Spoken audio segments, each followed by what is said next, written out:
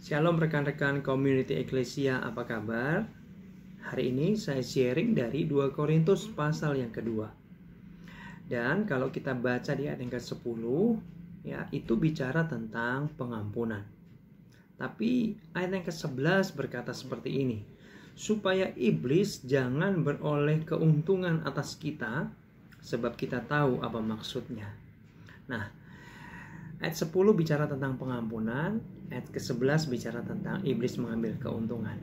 Jadi bisa disimpulkan bahwa ketika kita hidup dengan perselisihan, ya, tidak mau mengampuni, menyerang satu dengan yang lain, atau ada perpecahan dalam jemaat Tuhan, maka iblis diuntungkan atau iblis mengambil keuntungan. Maksudnya gimana?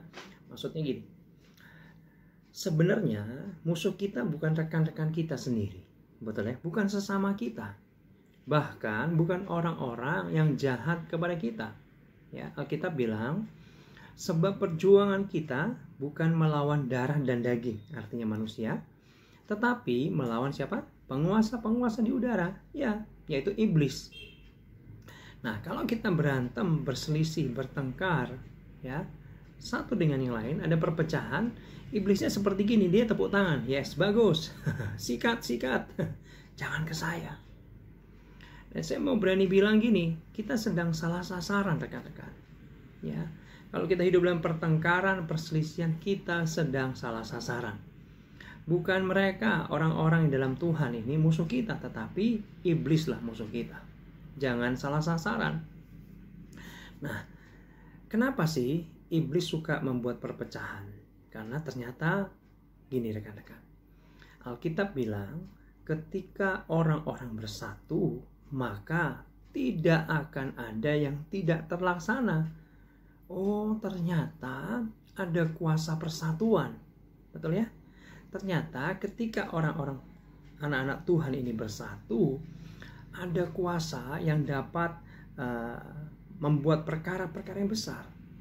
Jadi hari ini kita semua diingatkan oleh firman Tuhan. Yuk hidup dalam kelompok jemaat Tuhan dengan saling mengasihi, dengan saling mengampuni. Ya, mungkin rekan-rekan kita beberapa mungkin sedang error, sedang capek, mungkin juga maaf kata sedang dipakai, dikendalikan oleh iblis, sehingga dia menyerang kita.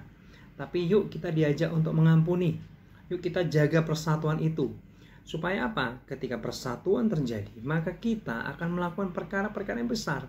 Dan saya percaya GBI Eklesia ketika jemaatnya bersatu, relawannya bersatu, orang-orang yang melayani bersatu, maka Eklesia akan melakukan perkara-perkara yang besar, yang luar biasa untuk kemuliaan nama Tuhan.